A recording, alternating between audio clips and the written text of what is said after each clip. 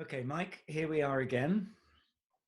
We ended our last talk talking about using actions in work, and as always, connecting actions in life to the theatre, and the fact that we don't articulate necessarily what the actions are that we're involved in, but we are always in action. Anyway, we're now going to move on to another sort of technique or process that you have, which is what you call, or maybe somebody else calls, units of action. I just call them units. Units.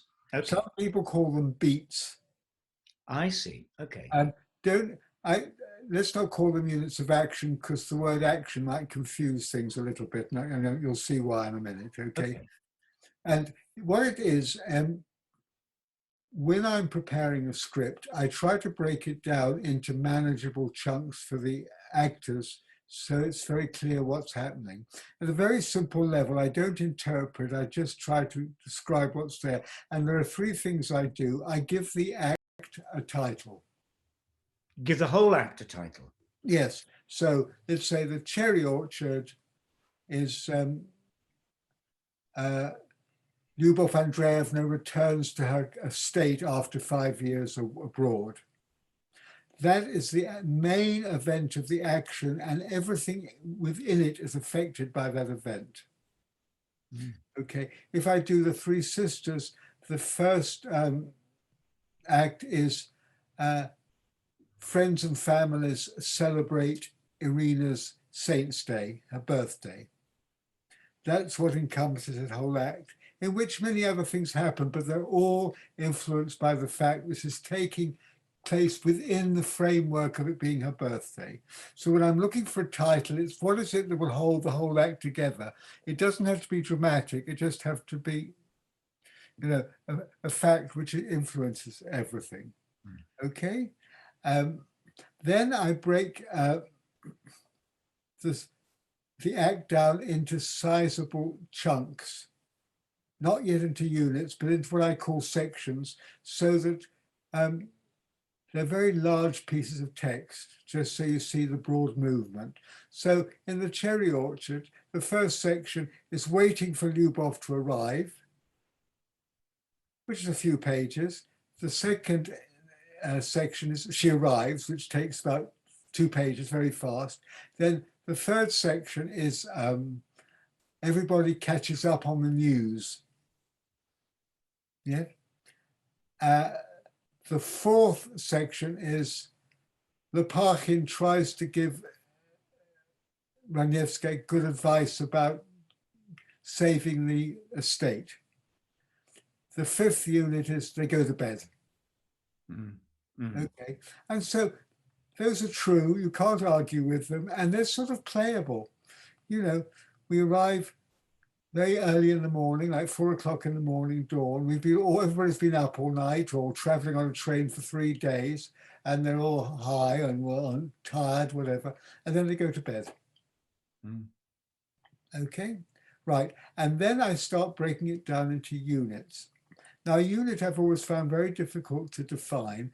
I think for me, it's the largest chunk of text in which one event occurs. I don't like the word event because it sounds rather important, but it could be very simple, like she spills her coffee, which might mean, oh, she spills her coffee, she apologizes, somebody says, I'll get a cloth and mop it up, can I help you, blah, blah, blah. A unit can be one sentence or it could be several pages. And it's when one thing which is holding, and it's active, it's not interpretive, it's what is going on.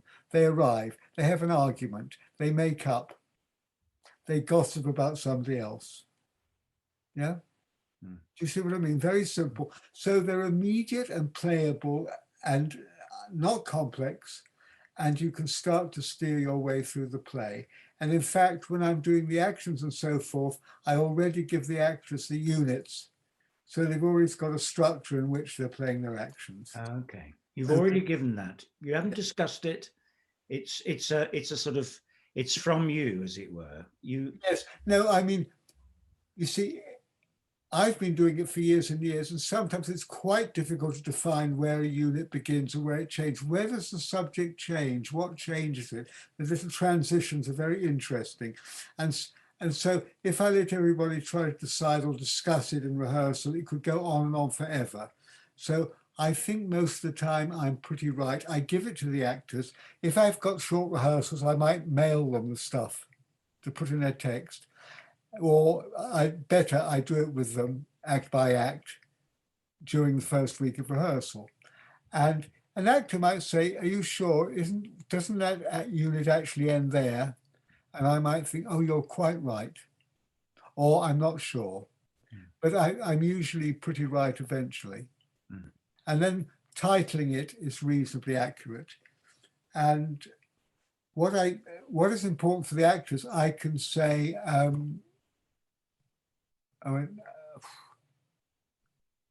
let's say I'm doing the first unit of the Seagull, which is about the action. The unit is Medvedenko tries to get Masha to agree to be his wife.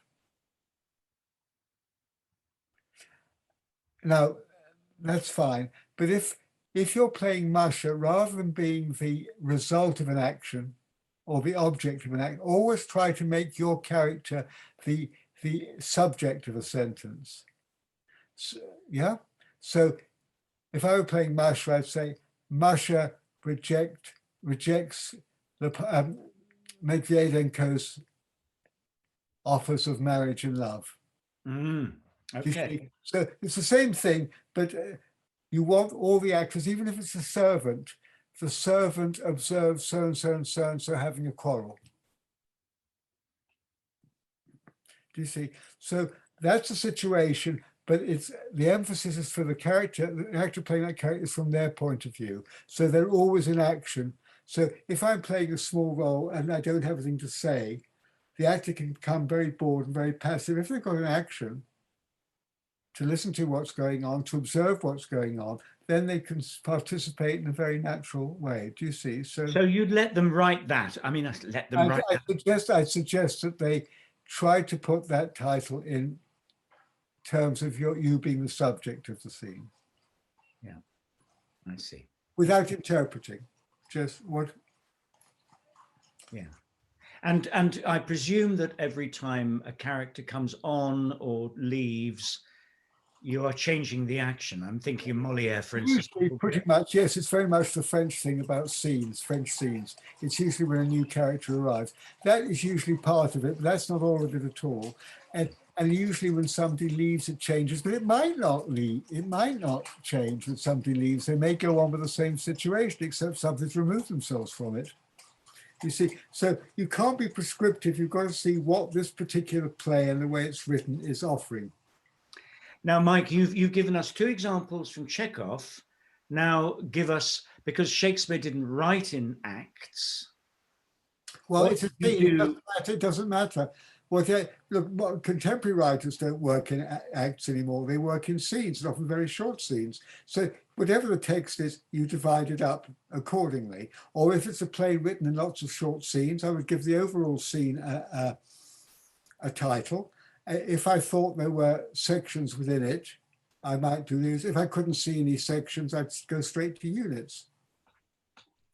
So a Shakespeare piece, would you have given something in Midsummer Night's Dream or Winter's Tale or Cymbeline? Would you have given 3 or 4 scenes? You know, like you said, you gave the whole of first act in Cherry Orchard an overall title. Yes, I would. Have done that? I would give a scene. Yeah, and for instance, I don't know. Is it the third act? I think it's the third act.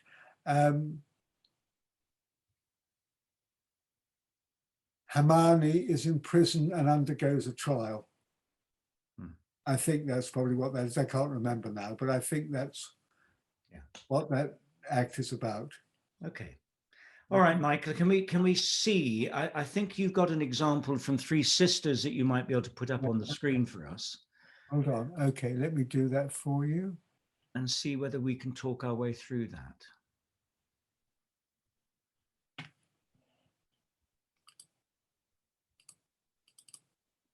Okay. I'm not starting with the very beginning of Act One because it's kind of long and draggy and complicated, but I'm going to start with the second unit. Tusenbach, who's a young lieutenant living in the house of the three sisters, billeted with them. He's talking to some other people at the back of the stage during the first unit. He creates the second unit by coming into the drawing room. His coming into the drawing room makes the transition. Can you see my cursor? I can. His coming into the drawing room creates unit 2 because he comes in and changes what they've been talking about. And I call this unit Tusenbach informs the sisters that Vashina will pay a call. And the first line is, oh, I forgot to say, today you'll be having a visit from our new battery commander, Vashinin. Sits down at the pillar. Oh, God, well, how nice. I'll be delighted. Irina, is he old? Tusenbach, no, not really. 40, 45 at most. Strums quietly. He seems, it appears he's a good fellow, not stupid, that's for certain. Only he does talk a lot. Interesting, says Irina. Tusenbach, yes, quite, except there's a wife, blah, blah, blah, you see. And goes on until I'm bringing my cursor down and his wife's a bit touched, blah, blah, blah. I'd have left such a woman long ago, but he puts up with it and merely complains. Now, the unit is changed by Solioni comes into the drawing room with Chebotikin. And I call this Solioni and Chebotikin join the others because they're doing a lot of different things during this unit, okay? Mm-hmm. Solioni is trying to prove some point of science, okay? Mm-hmm. Chebotikin is hardly listening to him. He's reading a newspaper and has discovered a sort of cure for loss of hair. Mm-hmm. Then he jumps back to something he's been talking to Solioni about earlier on, about some chemical process, okay? Mm-hmm. And that is on their way in, you see. They join the others, and while they're joining, they're just doing different things. Mm-hmm. But the unifying unit is that they're coming to join the others, Mm-hmm. okay? See, very simple. And then that is broken by Irina addressing Chebotikin. Mm-hmm. And she says, if I remember, and this unit's called They Discuss Work. And A, which is a sub-unit, Irina declares her longing for work. Ivan Romanovich, dear Ivan Romanovich, what is it, my dear girl? Tell me why I'm so happy, as though I was sailing under a brighter sky. I woke up this morning, washed, dressed. I know everything. A man must toil, work by the sweat of his brow, whoever he is. This alone is the whole meaning and purpose of his life, his happiness, his ecstasy. How good to be a laborer, blah, blah, blah, blah, blah, to the end of the speech. And if I don't get up early and go to work, refuse me your friendship if I'm removed. I'll refuse, I'll refuse. Okay. Then Olga says, father trained us to get up at 7. Now Irina wakes at 7, but lies there till 9 at least, thinking about something or other. And so she's mocking Irina's idea about working. You still see I'm 20. Then Tusenbach joins the argument. B, longing for work, oh dear God, how I understand it. So even though they appear to be talking about a couple of other things, Irina gets up at 7 o'clock but lies there, it's still connected with the idea of working or not working. Do you see? And then Tusenbach talks about his background. I haven't worked one day in my life. I was born in India. Mm-hmm. And then he goes to the bottom of the speech. He's saying, the time has come, something tremendous is moving us. I will work, and in some 25, 30 years, everyone will be working, everyone. And then Chebotikin makes unit C by saying, I won't work. And Tusenbach says, well, we don't count you. Okay. And Solioni says, well, in 25 years, you won't be here, thank God. Oh, you might have died from a fit or I'll have shot you. Okay. And then Chebotikin, I've never really done a thing in my life, never lifted a finger since I left university, never read a book, blah, blah, blah. Okay. And then that unit about work is changed because this knocking is heard on under the floor from the ceiling below them. And Chebotikin is called away. Oh, they're calling me downstairs. Someone's coming. he leaves hurriedly, he's up to something. Okay, so that's all about him going and them speculating. Mm-hmm. And then we go to Marcia decides to leave. She gets up humming quietly. So does that make sense? That you're trying to break the units into manageable things in which the same subject or the same event is taking place. And though other people interrupt and go off in little divergences, nevertheless, there's something keeping that whole unit together till the very end of it, till it gets broken by something very clear. And it does take quite a lot of experience to figure out when a unit ends. But tell me this, Mike. Is there any is this a kind of exercise in creating clarity in, Yes, it's totally to make, rather than something that you use necessarily no, actively in rehearsal? no, it's very useful later on, because you can say, let's work on unit 5. Let's work on units 6, 7, and 8. It's very handy. But what it is giving the actors is the very superficial journey. They do this. The beginning is Olga surveys her life while marking schoolwork. Tusenbach lets them know Vashinin's arriving. Chebutikhin and Solyoni join the party. Irina declares they all talk about work. Okay, and Chebutikhin responds to a call for him to leave the room, in which they predict what he's doing. Okay, Masha decides to leave and so forth. So they're very clear things that happen, and they change. They don't talk about work. You wouldn't get them. You wouldn't get actors to just play the units. I mean, I know that you said Sometimes, yes, but with the text. But speaking the text. Yes. Yeah. Okay. Yeah, I mean, but that's the way I work through the script anyway. Yeah. You know, by units. Yeah. And so forth.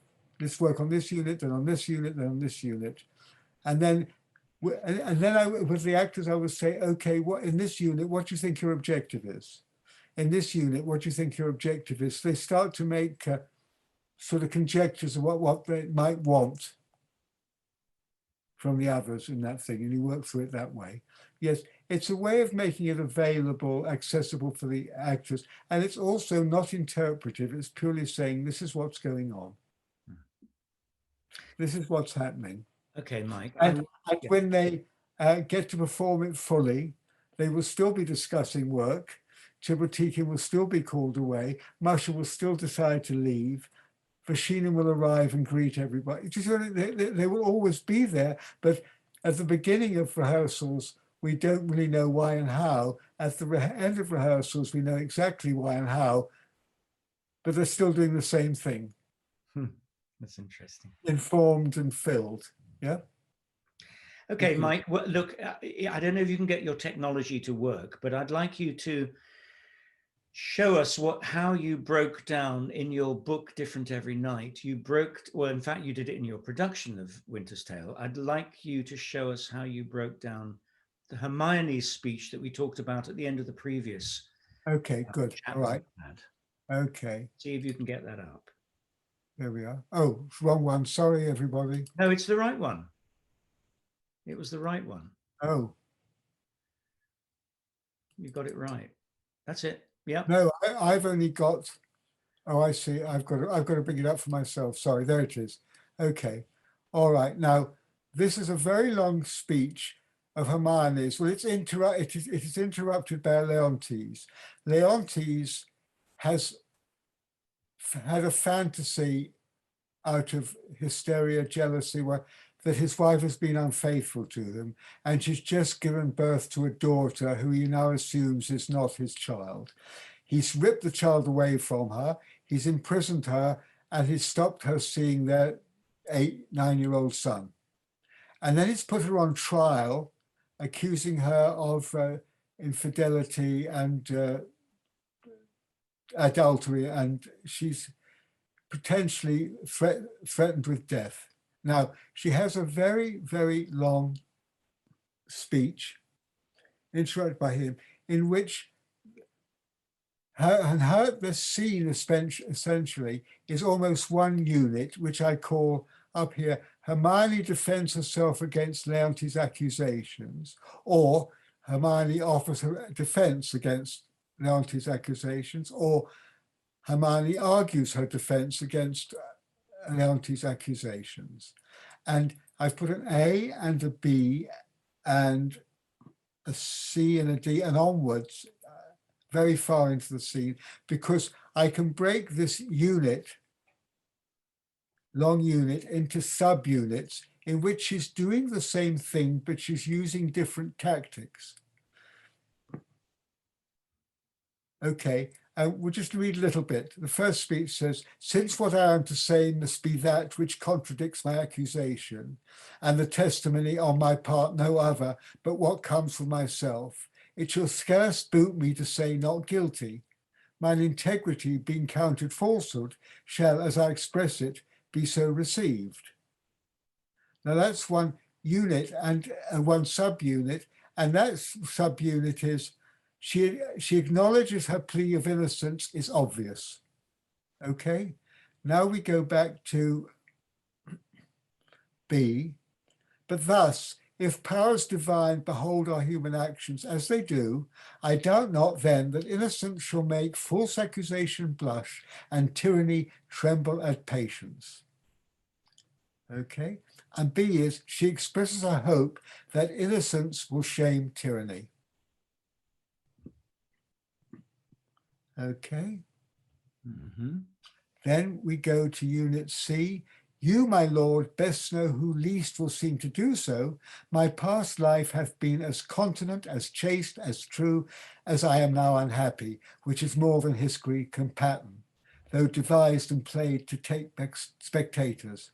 For behold me, a fellow of the royal bed, which owe a moiety of the throne, a great king's daughter, the mother to a hopeful prince, here standing to prate and talk for life and honor, for who pleased to come and hear? Okay, so that's unit C, and I'd say, what is that unit called, the subunit C? She reminds Leontes that he should know her virtue and integrity better than anyone. Okay, I'll do a couple more, and then okay, then we get to D. For life, I prize it as away grief, which I would spare. For honor, 'tis a derivative from me to mine, and only that I stand for. And that unit is, she declares that her honor is more important than her life. She declares that her honor weighs more than her life does. Okay, we'll do one more, which is E. I appeal to your conscience, sir, before Polixenes came to your court, how I was in your grace, how merited to be so, since he came, with what encounter so uncurrent I have strained to appear thus. If one jot beyond the bound of honor, or in act of will, that way inclining, hardened be the hearts of all that hear me, and my nearest of kin. Cry fire upon my grave. And that is, she beseeches Leontes to give her chapter and verse of her misdeeds. And then, and then Leontes responds, That's right. Do you see? So what I'm doing for the actor who's playing Hermione, because she's got a massive text, is to help her to see there's a huge amount of variety in what she's doing. Massive. Do you see what I mean? And what happens with actors, they get lost in big speeches, particularly in Shakespeare, and they feel all they've got to do is feel. And she could play this whole thing with indignation all the way through, but she's arguing. She's challenging him, confronting him, shaming him, seeking to get his admission that he's wrong, revealing to everybody how she's been mistreated. She's doing many, many things to win her case, like a very good defense counsel in a play. Yeah. And if an actor does that, it's dazzling. Yeah. Do you see? So it's helping the actor to find his or her way into the text and not to get lost in it. and it's very detailed, and then she will find her freedom eventually within that. And she'll be making transition and changing her thoughts and changing her tactics. As she's playing those units, she will change her tactics. Her energy will change. She's saying to start with, look, I know I'm obviously going to defend myself, so that's not unexpected. But, and then she changes to something else, do you see? Yeah. I want you to know I'm not fighting for my life, but my honor. Nothing. Please tell me what I've done that causes you to accuse me of this. Look at the way I've been treated. And so, do you see? So she's doing a lot of things to shame him, to beg him to come to reason, to say that she's trying to be very sensible and clear about this. You know, and that's what's so wonderful about Shakespeare, basically, that when he argues the point, it's done with great wit and detail. And that's why you very rarely hear or see a comfortable performance, because the actors simply aren't doing all that Shakespeare is offering them to do.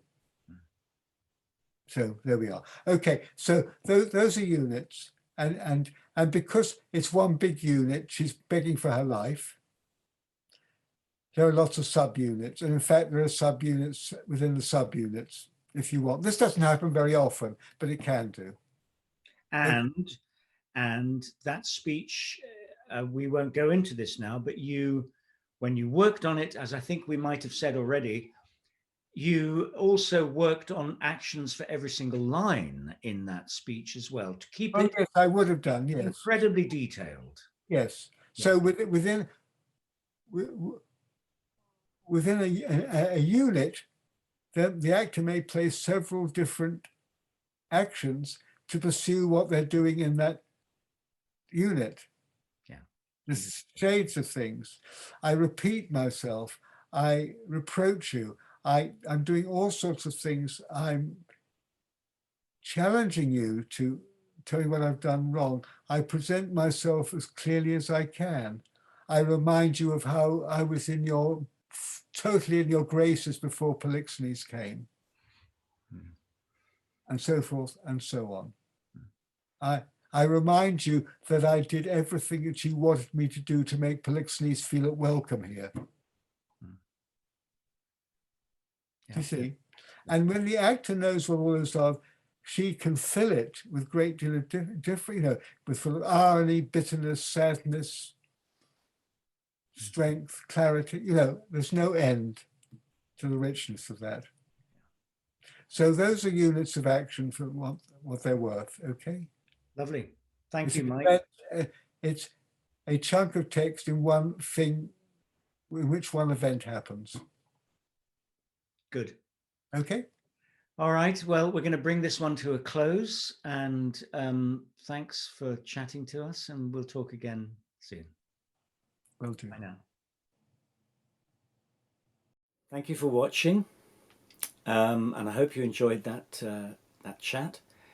And if you did, would you press the like button and also the subscribe button? That would be great. And if you wanted to be given alerts to when the next one is happening, just press the bell button. If you want to put any comments or any questions underneath here, underneath the video, please do. And at some point I will re-interview Mike, as it were, and put some of these questions to him. So I look forward to seeing you again soon. Thank you.